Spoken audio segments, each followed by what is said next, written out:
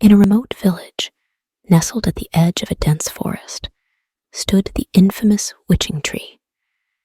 Its twisted branches loomed ominously, casting dark shadows that seemed to whisper secrets to the wind. Beneath its ancient boughs, villagers claimed, lived a witch of unparalleled power and sorrow.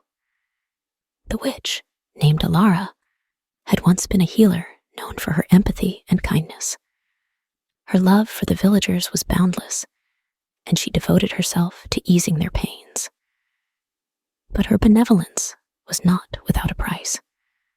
The village chieftain, blinded by greed and suspicion, accused her of casting a plague upon the land. Despite her innocence, Alara was condemned.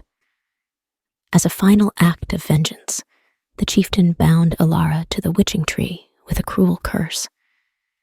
She was condemned to an eternity of solitude and suffering. Her pain intertwined with the roots of the tree that fed on her anguish.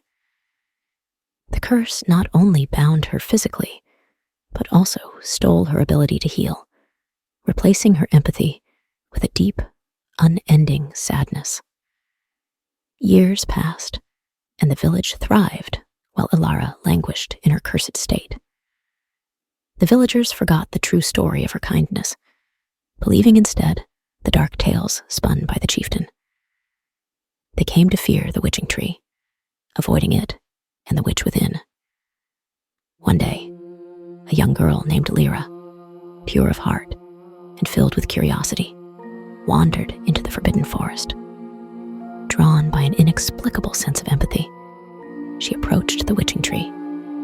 She felt the witch's sorrow and, unlike the others, did not turn away. Instead, Lyra wept for the unjust fate of the witch. Moved by the girl's innocent tears, Alara spoke for the first time in decades. "Why do you cry for me, child?" she asked, her voice like a mournful breeze. Lyra looked up, her eyes shining with love and determination. "Because your pain is undeserved, and no one should suffer alone." In that moment, the curse began to weaken.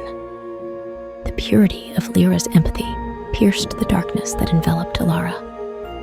Slowly, the twisted branches of the witching tree began to straighten, and its shadows receded. The bond of solitude and pain that had held Alara captive started to break.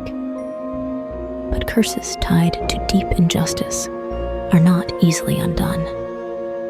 As Alara's spirit began to lift, the chieftain's final safeguard triggered, causing the tree to convulse. Lyra, realizing what was happening, embraced the tree, sharing her own life force with Alara. The curse, sensing a new target, shifted its grip, transferring the pain from Alara to the innocent girl. Alara, now free, watched in horror as Lyra withered before her eyes. The child's love had saved her, but at a terrible cost. With her last breath, Lyra smiled. "Now you can help others again," she whispered, her voice fading with the wind. Alara, overwhelmed with grief, vowed never to let Lyra's sacrifice be in vain.